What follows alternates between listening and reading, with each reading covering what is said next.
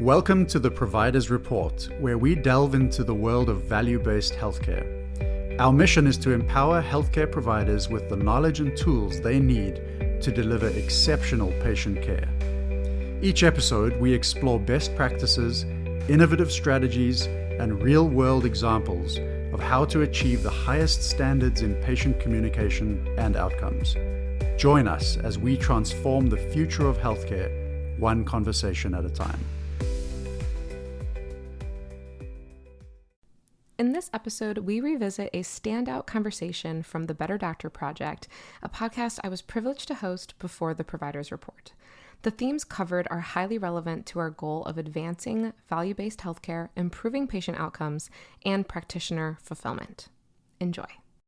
Our guest for today's episode is David Skolnick, a doctor of physical therapy, educator, and coach. He is the founder and owner of Stronger in Motion and master instructor with the Pain-Free Performance Specialist certification. Over the last 7+ years, David has worked with hundreds of patients and clients, helping them achieve goals ranging from returning home after a major surgery, stepping on the powerlifting platform for the first time, addressing chronic back pain, or preparing their body and mind for a 200+ mile bike ride. He's kind of done it all. Since he first heard the phrase, exercise is medicine, this concept has been his North Star, guiding his career and his passion for improving how healthcare and fitness services are delivered and experienced. This episode covers the magic of what strength training can do for modern medicine, how all specialties can contribute to this recent change in healthcare, and how we can empower our patients instead of tearing them down based on things that they currently can or cannot do. So listen up, this is a good one. Hello and welcome you guys to another episode of Better Doctor Project. I'm really excited today. We have a physical therapist on. His name is David Skolnick, and he's just a wealth of information. And he's not even just a PT, you guys. I can't even list all of the things that he's involved with. I just find his brain so empowering and so interesting. And so, David, just thanks so much for joining us today. You are very welcome. I probably do too many things. I love it because, possibilities are endless in today's world, and we have to kind of make our mark on society somehow, right? Mm-hmm. I love it. Go ahead and give us a background about yourself. Yeah, so my name is David. I am a physical therapist. I've been practicing since 2015. So I think that puts me at like about 7.5 years out of school at this point. I am also a strength coach and personal trainer. I am an educator. I work with a company called Pain-Free Performance, where I get to travel around mostly the southwest part of the country. And I host 16-hour continuing education courses for allied health and fitness professionals. So lots of personal trainers, physical therapists, chiropractors. We're sort of branching into running specialized courses just for healthcare providers and rehab professionals, which is really awesome. I have a podcast, which is sort of on the shelf at this point based on all these other things I'm doing, but it's called the Essential Strength Podcast. What else do you want to know? I own a business called Stronger in Motion. My wife, her name is Rebecca. She's also a physical therapist and a nutrition coach. So yeah, I wear lots of hats and do lots of things, and I'm usually too busy for my own good. I love that. I mean, it's just amazing to list off all of those things and see how they all kind of intertwine to accomplish the greater goal, right? Yes. I love it. Greater goal being promoting the health benefits of exercise, right? Yeah. Exercise as medicine. And for me in particular, like my North Star is strength. Well, and this is the biggest reason I wanted to bring you on, because healthcare is kind of in a shift right now where we're finally realizing some of the ridiculous things we recommended to patients 10, 15+ years ago. And we're completely doing a shift when it comes to musculoskeletal health and strength training and overall fitness and functional health. And so the biggest thing I wanted to talk to you about today was comparing that older mindset to today's world. What are the benefits? What can we see coming through the future? Can you just really briefly give us a general description of what we used to think in terms of this form of healthcare compared to what we think of it now? Yeah. So I think if we're looking particularly at the idea of strength training or resistance training, that used to be sort of reserved for the niche communities of like bodybuilding, powerlifting, kind of ego-driven and kind of like a privilege versus a necessity to be strong. And, just a lot of language like deadlifting is bad, squats are bad for your knees, lifting weights is generally just bad for your joints, but also don't run because that's bad for your joints. So probably best to, I don't know, swim. But you could drown, I suppose, which is also not very healthy. And I think that unfortunately, so there's that part of it. There's also, I think, generationally outside of the realm of healthcare, just like women and strength were at complete odds with one another, right? Like women were not supposed to be muscular. They were not supposed to be strong. My wife 3 weeks ago in a gym had someone tell her that, like, try and correct her form on a deadlift and tell her that if she didn't keep her spine completely vertical, she was going to hurt her back. She's been deadlifting and had an older gentleman come up and be like, that's going to make you build muscle, right? As if that's a bad thing. Oh my goodness. And she's great. She'll just be like, yep, that's the point. And just like put her headphones back in and then put more weight on and deadlift and like try and make eye contact. Yeah.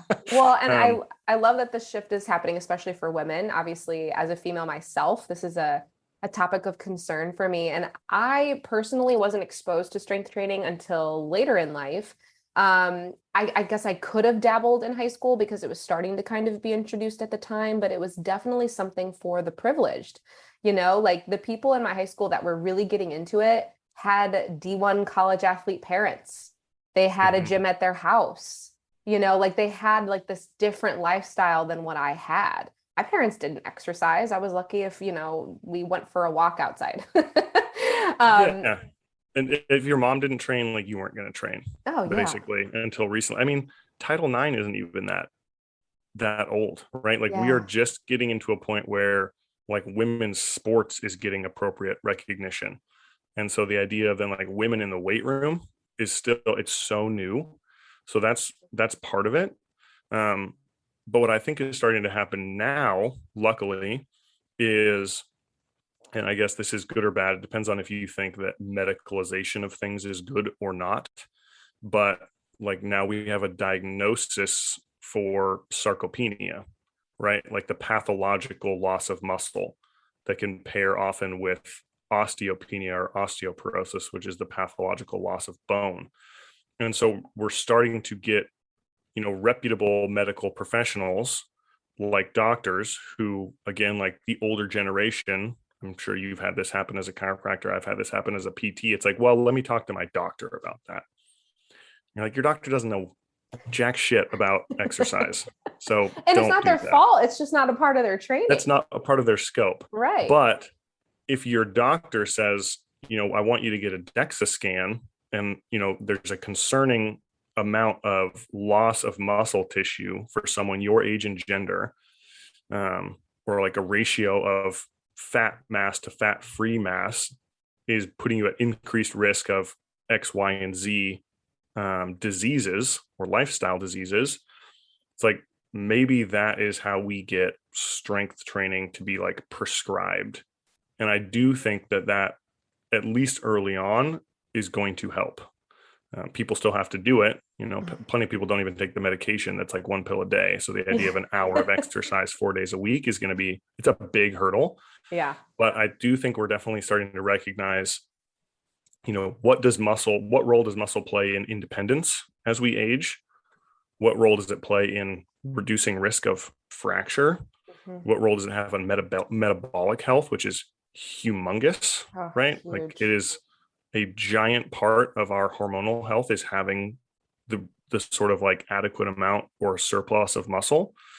And so, yeah, I think there's a brighter future for strength training or resistance exercise sort of being paired up with the traditional 150 minutes of just general physical activity per week, which could just be walking. But yeah, I think we're starting to recognize it and I don't know whether that's like sort of like gym culture driving medicine to look into this more because patients are asking, but whatever it is, like, however we get more people stronger is fine by me. Yeah, and I love that you mentioned metabolic health, because I think we forget the magnitude of what this can do for healthcare as a system. I mean, even globally, but when you look at the US in general, what it could do for some of the chronic illness we're dealing with, and the billions of dollars we're spending on these chronic illnesses that could potentially be preventable, or in some cases reversible, with functional health and strength training. I mean, it blows my mind. Yeah. Well, yeah, I was just talking to a patient about this yesterday, and we were talking about it through the lens of like reimbursement for physical therapy and chiropractic and rehabilitative medicine just going in the absolute toilet. Yeah. And that's why we have to see 4 people per hour. And like our profession is getting so watered down, and like the reputation of rehab professionals is plummeting, and the burnout rate is skyrocketing because we get paid $50 an hour for a patient that we bill $300 to insurance for. Like, now you're only worth $50. It's like, well, I guess we got to see 4 people an hour to keep the lights on. But that's just one example of a million examples. And there's like data, right? Evidence and high level research on when people come see a rehab professional first for something like back pain, their cost to the system, lifetime cost, is so much lower. It's so much lower. Like their rate of getting surgery goes down. Surgeries are not cheap. And we're talking Their thousands rate of of dollars. thousands, tens of, lifetime. If you have your first occurrence of back pain at 25 and a surgery at 27, and you live to be 90, like what is that going to cost versus if you didn't have that surgery? So it's like anything, like there's an upfront cost, but it's wild to me that insurance companies who are in the business of making money don't value the providers that can ultimately save them money over the course of decades. It's that instant gratification problem that we suffer from as a species, because that requires critical thinking, looking at numbers long term, doing long-term studies, and that's the crux of it. They want something right now, and it's just really hard. But I wanted to share with you my dream naive world of what I would love to see happen. I love the idea of the World Health Organization, or whoever needs to get involved, if we could provide every single person in the United States with whatever insurance plan they have, if we could provide them with a somehow complimentary, like literally one visit annually, where you have a full 60-minute appointment with whatever specialist is going to be able to give you a full assessment, find weakness, find compensation, find biomechanical dysfunction, find functional behaviors you're no longer able to do, like literally just find anything, whether it's symptom-based or not, teach them how to correct it, whether that takes X number of visits or not, or literally just patient education. I think that alone would transform this and be like a really easy catalyst to get the ball started. Because for a lot of patients, it's not really that they don't want to learn, it's just not in the forefront because it doesn't matter right now. They go to the doctor when, they have their torn rotator cuff is so bad that now it's time to get surgery, but what if we could have found that range of motion deficit or that weakness before the rotator cuff even tore?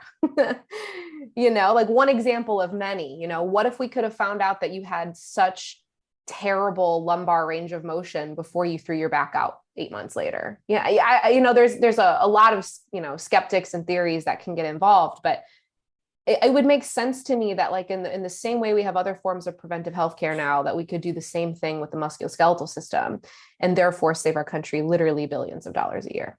Oh, yeah. So in my mind, one model for that would be to make it more like how we treat the dentist.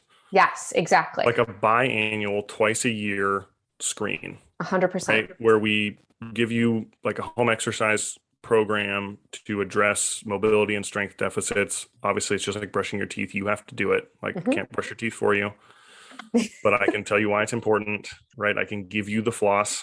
You still got to take it out and put it between your teeth. But, right, like people don't go to the dentist only to get a tooth pulled after like 6 months of eating less and less of their favorite foods.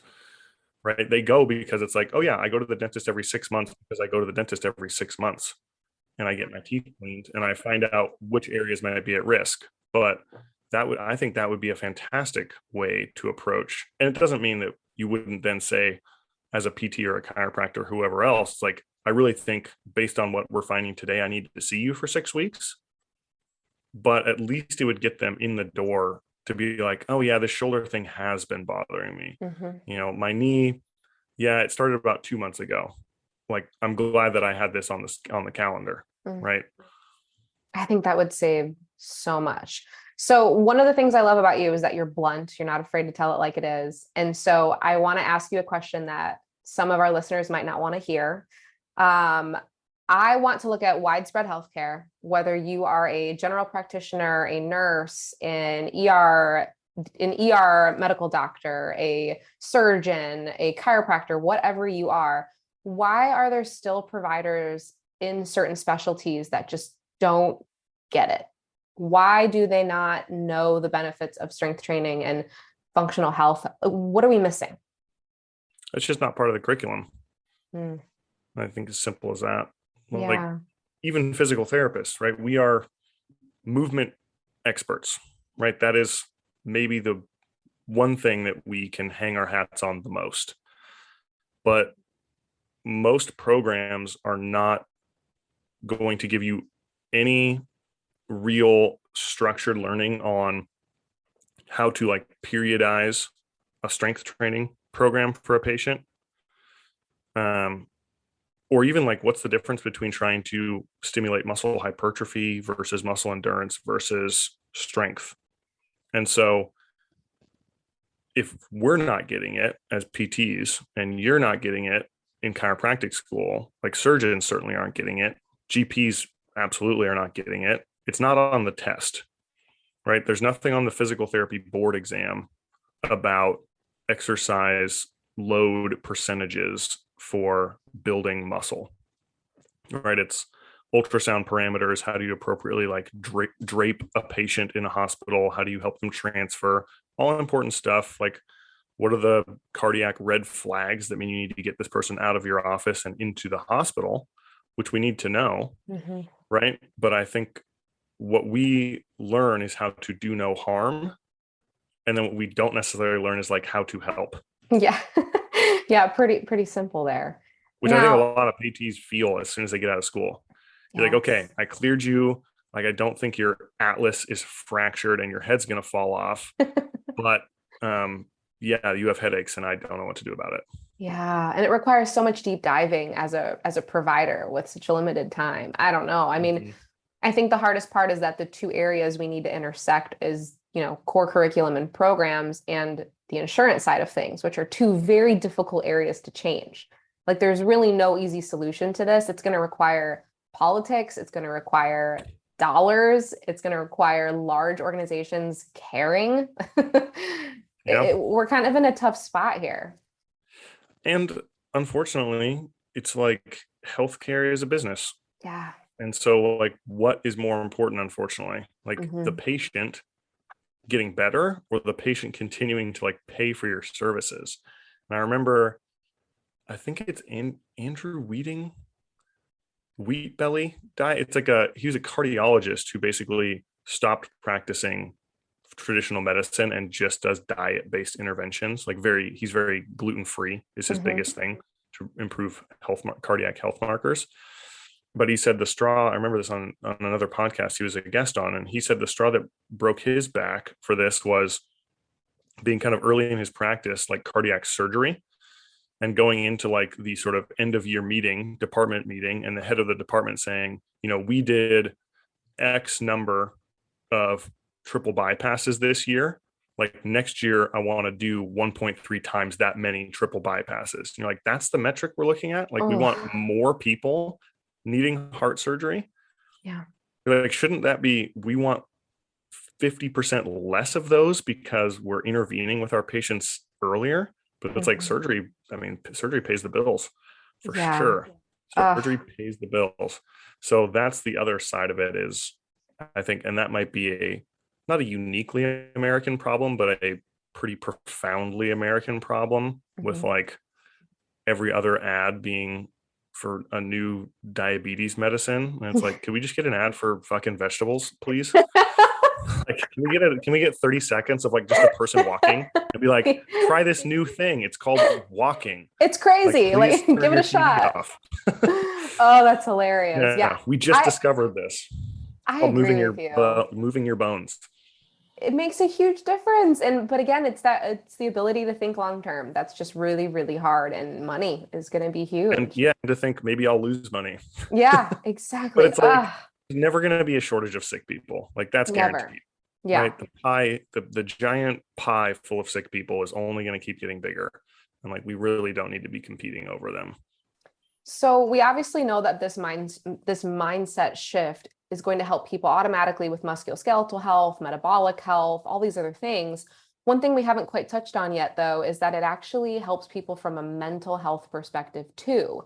I would love for you to talk a little bit about how this mindset changes you as a provider from constantly talking about what a patient cannot do and helping them realize, whoa, look at all of these things your body can do for you. So let's talk about that shift. I mean, what do you see with your patients when that finally changes in their brains?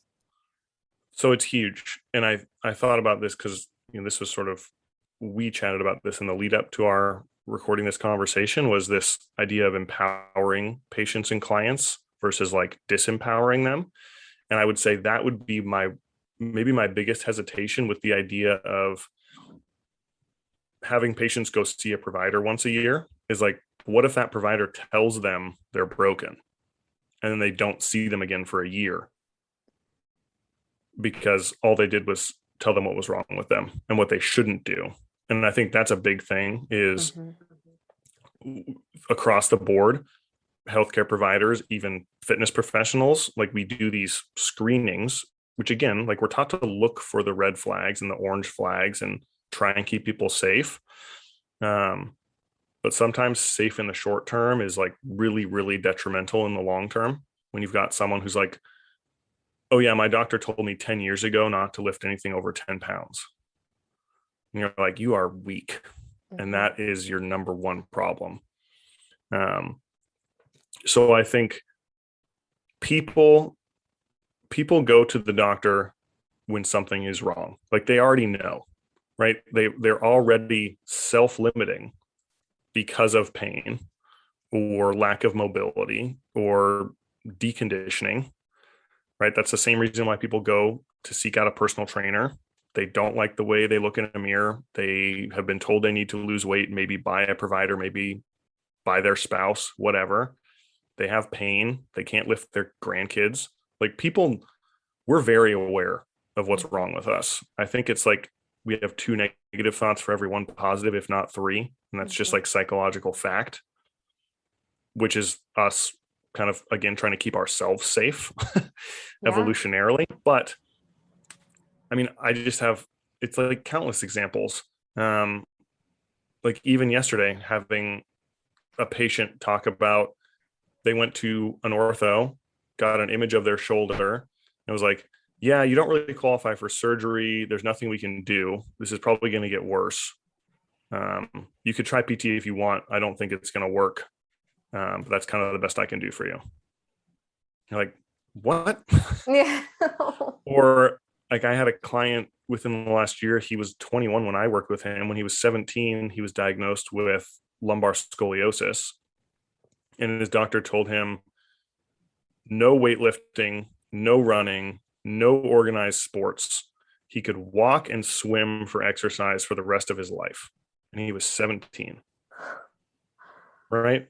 So that is not only going to be which he ignored, thank God, and competes in powerlifting. So not only is that going to be really physically detrimental, but it's like mentally, what does that do to you? You're like, I'm broken, unfixable, and this is my destiny at this point, right? And I saw the specialist who confirmed that this is basically a hopeless case, and at some point I'll just need surgery to fix me, right? And so that's terrible. And those are the people where and they don't, people don't have to be told that by a doctor either. you've probably heard this as well. Like a patient comes in. I had a patient recently, teacher, like she had to put her classroom back together after they cleaned it right over the summer. So you got to move the desks, you got to move the tables, you got to move the bookshelves and all that kind of stuff. And her back hurt after that. And what she said to me was, I should have known better. I won't move tables again. Like, no. You need to get stronger so the next time you have to move those tables, which will be next fall, it will be no big deal. Right? Don't do less. Right? Like, it's not the load that hurts you, it's the load you're not prepared for. Yeah. And so showing people that via strength training, via conditioning, cardiovascular exercise, right? If you're winded when you get to the top of the stairs, that doesn't mean you just close off the second floor of your house. It means like you probably need to get in some sort of shape so you can go up the stairs and then not need to sit down for 5 minutes. But people are so afraid of pain that's like, when anything causes pain, especially back pain, like, I'm never going to do that again, because I know that's bad. I've been told back pain bad. Don't lift with your back. I must have lifted with my back. And so I will not move that table again. I will not move that landscaping boulder, or I guess I have to stop gardening because I can't pick up the bag of mulch. And those are just super limiting, right? It's like stripping away parts of your identity and parts of what you love to do. And then on top of all of that, just on the physiological side, exercise just improves mental health. Mm-hmm. Like, it is as effective for anxiety and depression as medication in some cases. And then when you combine those two things, right, the appropriate medication in the appropriate setting with exercise, like, we are hardwired to get like mental rewards for being physically active.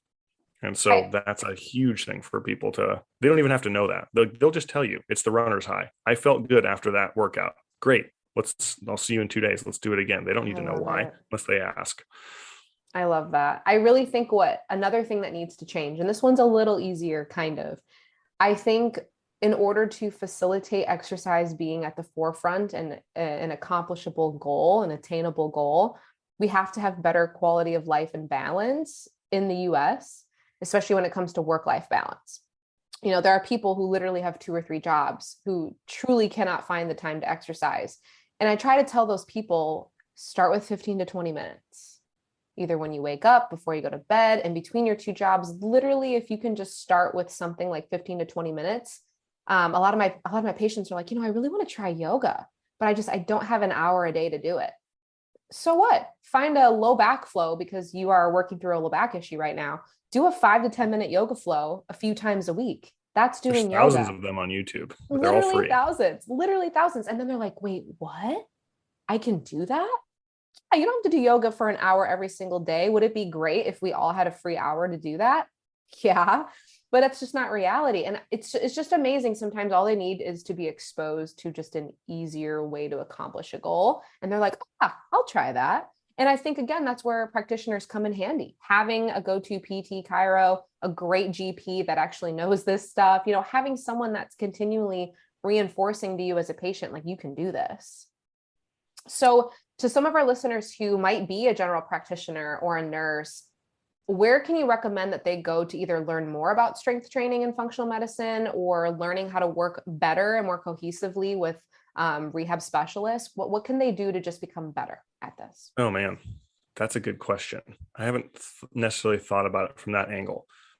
I mean, I think that, and I should practice more of this based on what I'm going to say, would be like taking the time to learn who's sort of in your physical vicinity, right? If you are a general practitioner, like a PCP, and you know that you get a lot of patients with back pain, which we know you do because it's the second most common reason people come to see you.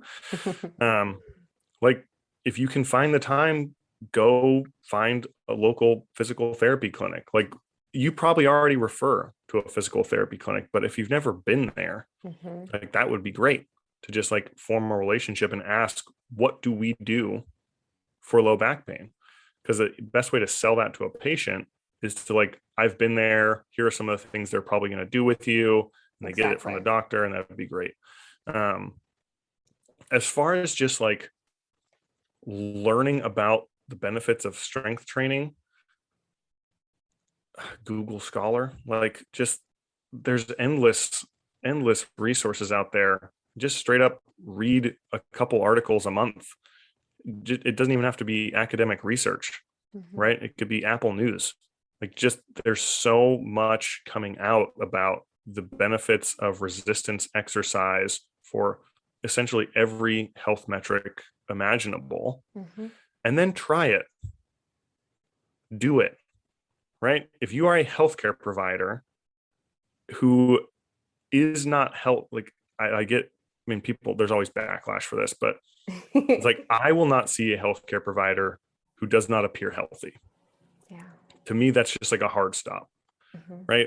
And I know that there are innumerable ways to measure health, right? You could be morbidly obese with 10 out of 10 mental health, right?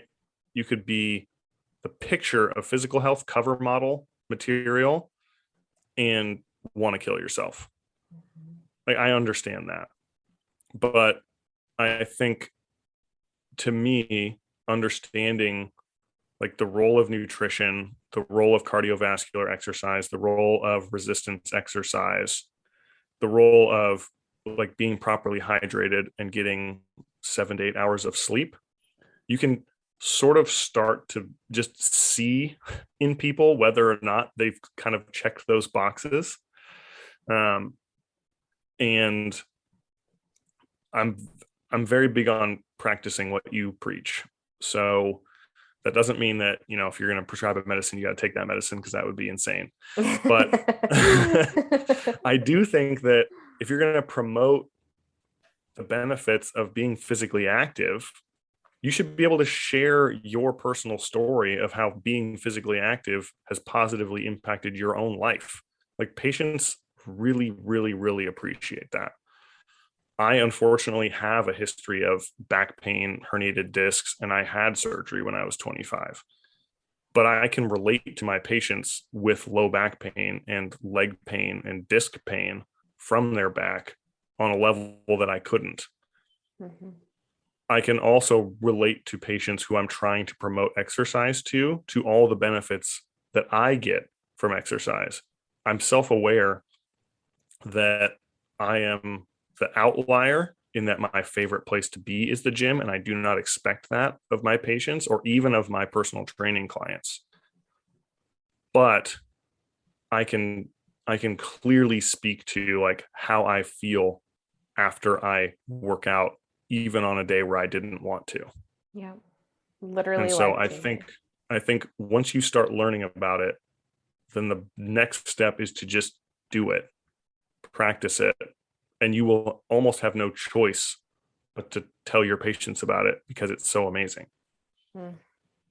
Yeah, to everyone listening, he has given us so many gems. I mean, this not only affects us as people, it affects us as providers.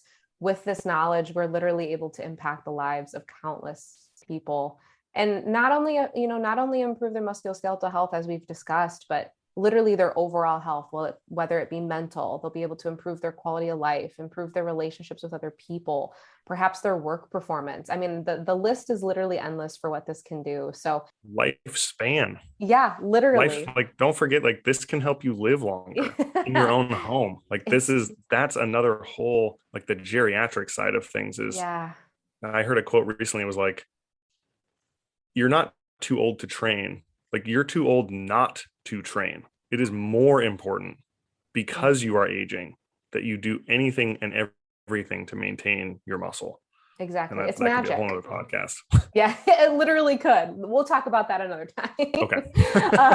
Thank you so much for this episode. It's been so fun. Please tell our listeners where they can look to get more information from you and learn more about what you have to offer online. Yeah, I'll just keep it really simple. The best place to connect with me is Instagram. It is at Dr. David Skolnick, DPT. I'm sure it'll be in the show notes. My last name is Skolnik. That's sort of the hub for everything. My website is chronically under construction. So I would say just find me on Instagram. That's amazing. Thank you so much. It's been a pleasure having you on the show. Oh, it's been awesome. Thank you for tuning in to the Providers Report. We hope you found today's episode valuable and inspiring. To stay updated with our latest episodes, subscribe to our podcast wherever you like to listen. For more resources and continuing education opportunities, visit our website. Together, we can make a difference in the lives of our patients and truly set a standard for value-based healthcare.